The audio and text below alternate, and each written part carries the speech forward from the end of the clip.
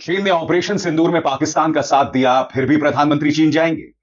चीन ने गालवान घाटी में 21 भारतीय जवानों को शहीद किया, तब भी प्रधानमंत्री चीन जाएंगे। चीन हमारी जमीन पर कब्जा करके बैठा हुआ था, तब भी प्रधानमंत्री चीन जाएंगे।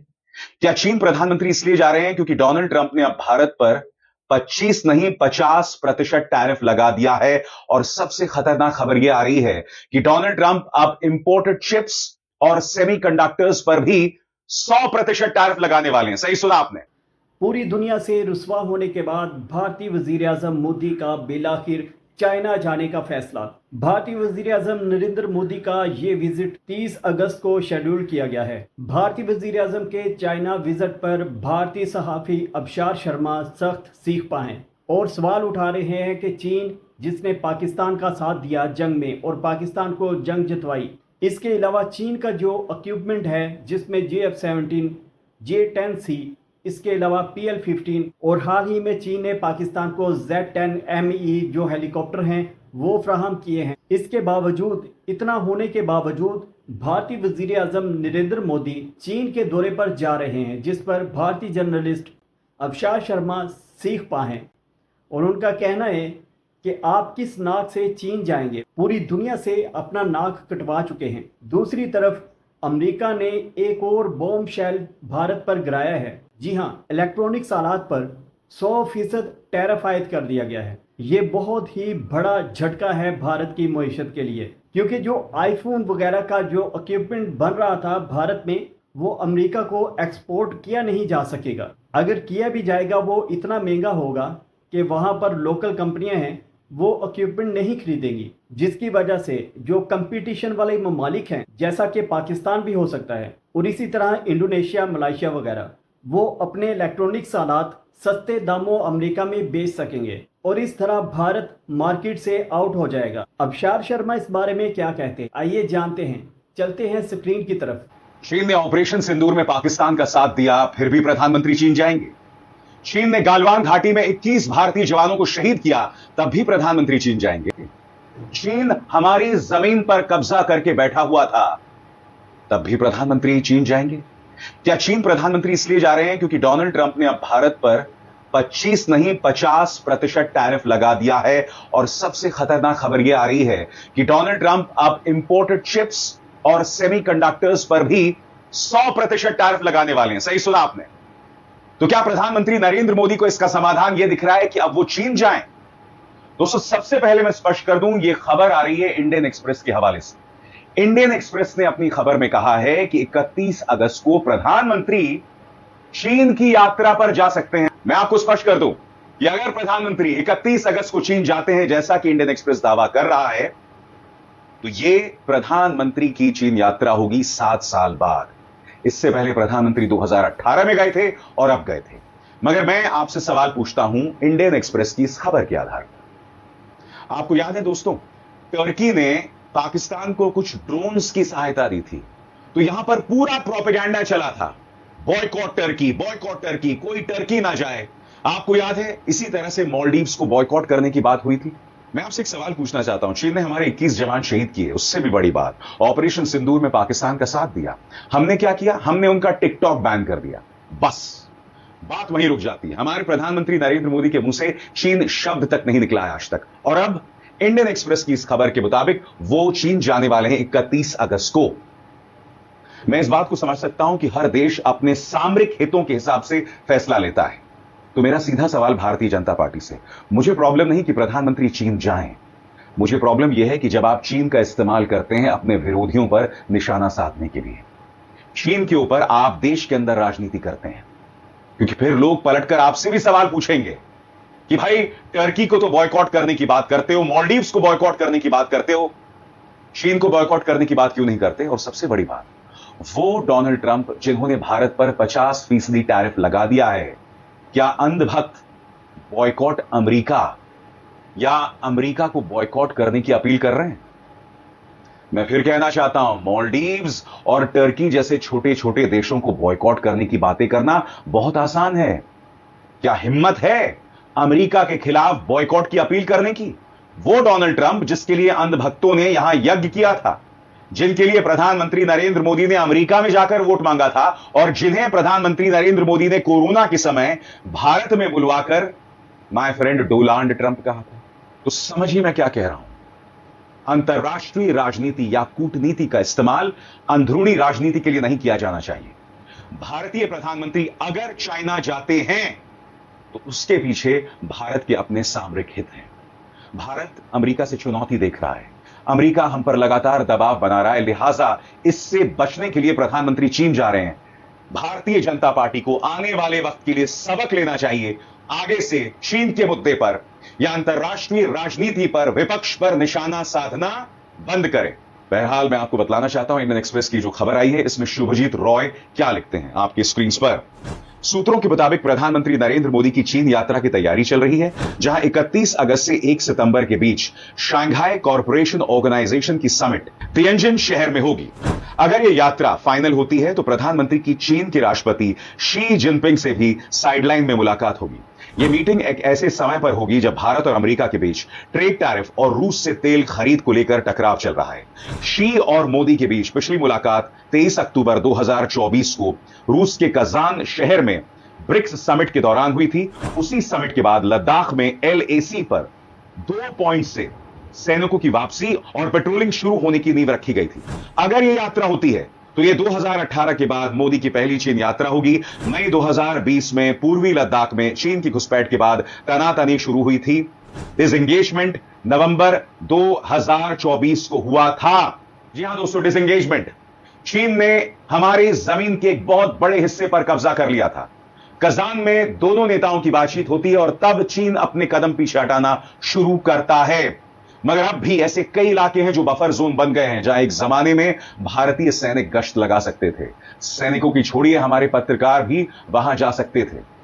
तो सवाल यह कि SCO समिट प्रधानमंत्री क्यों जा रहे हैं, उसके लिए आपको सुनना पड़ेगा कि डोनाल्ड ट्रंप ने दरअसल कहा क्या। उन्होंने कहा है कि अब वो सेमीकंडक्टर्स और इंपोर्टेड चिप्स पर 100% टैरिफ लगाएंगे। यानी कि जो सेमीकंडक्टर्स विदेश में बनते हैं या जो चिप्स विदेश में बनते हैं उन पर मैं 100% टैरिफ लगाऊंगा।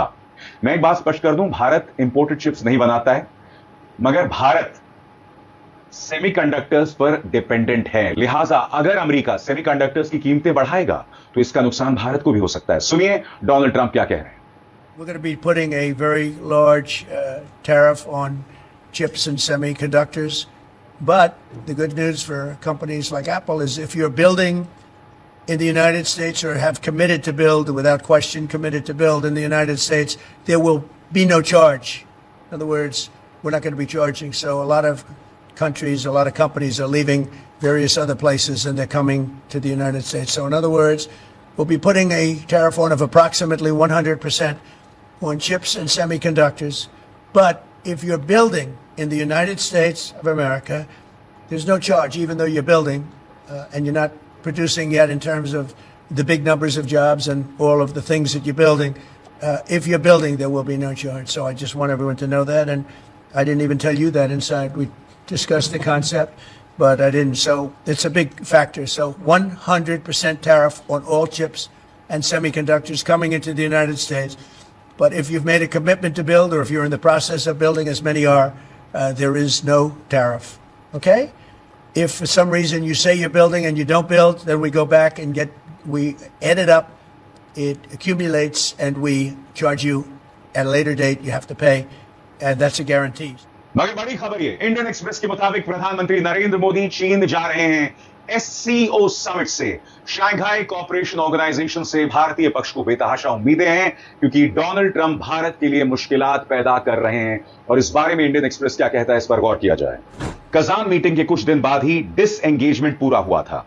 तब से भारत और चीन रिश्ते सुधारने की कोशिश कर रहे हैं, जैसा कि मानसरोवर यात्रा फिर से शुरू करना, चीनी टूरिस्ट के लिए वीजा देना और सीधी फ्लाइट्स को फिर से चालू करना। लेकिन इन कोशिशों को मई में झटका लगा, जब भारत को सबूत मिला कि ऑपरेशन सिंदूर के दौरान पाकिस्तान की मिलिट्री को चीन ने एक्टिव सपोर्ट दिया। गौरतलब है कि मोदी की पिछली चीन यात्रा भी SCO समिट के लिए हुई थी, जो जून 2018 में शिंगदाओ में हुई थी।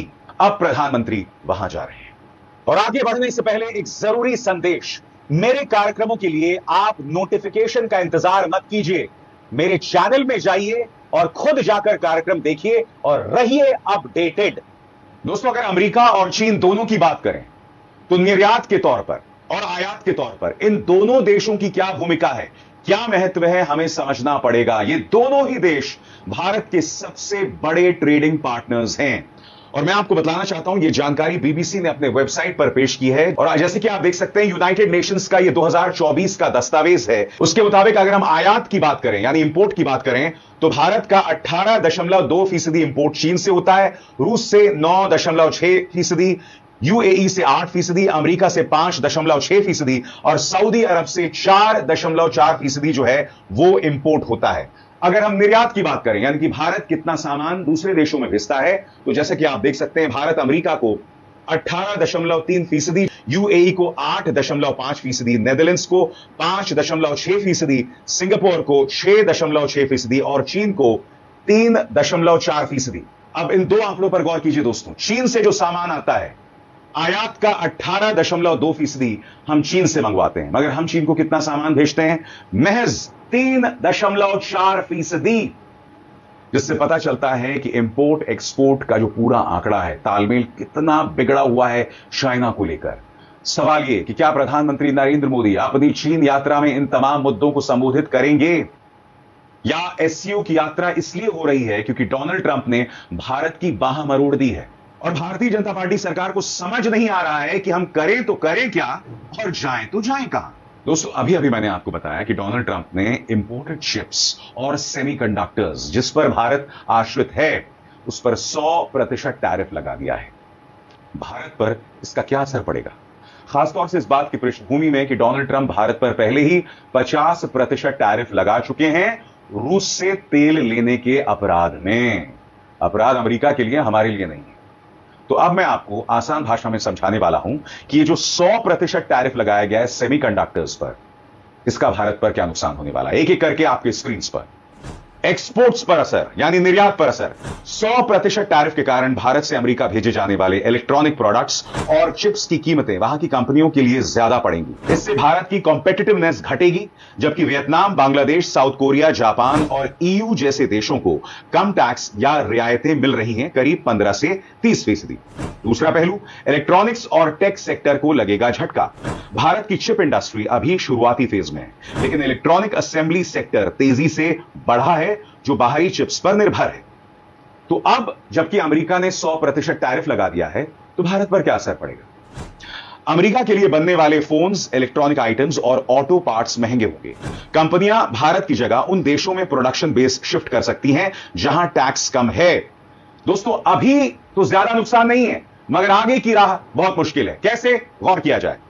भारत फिलहाल बहुत ज्यादा चिप एक्सपोर्ट नहीं करता, तो तुरंत नुकसान कम होगा, लेकिन अगर भारत भविष्य में चिप हब बनना चाहता है तो अमेरिकी मार्केट में एंट्री बेहद मुश्किल हो जाएगी। तो बड़ी बात कही जाए दोस्तों, तो भारत के लिए दूरगामी खतरा यानी लंबे समय का खतरा। और कैसे, इस पर गौर किया जाए। अगर बातचीत से हल नहीं निकलता तो भारत और अमेरिका के बीच टेक्नोलॉजी, चिप्स और हाई एंड मैन्युफैक्चरिंग में दूरी आ सकती है। भारत का सेमीकंडक्टर हब बनने का सपना अटक सकता है अगर वो अमेरिकी मार्केट से ऐसे टैरिफ्स के चलते अलग थलग पड़ जाए।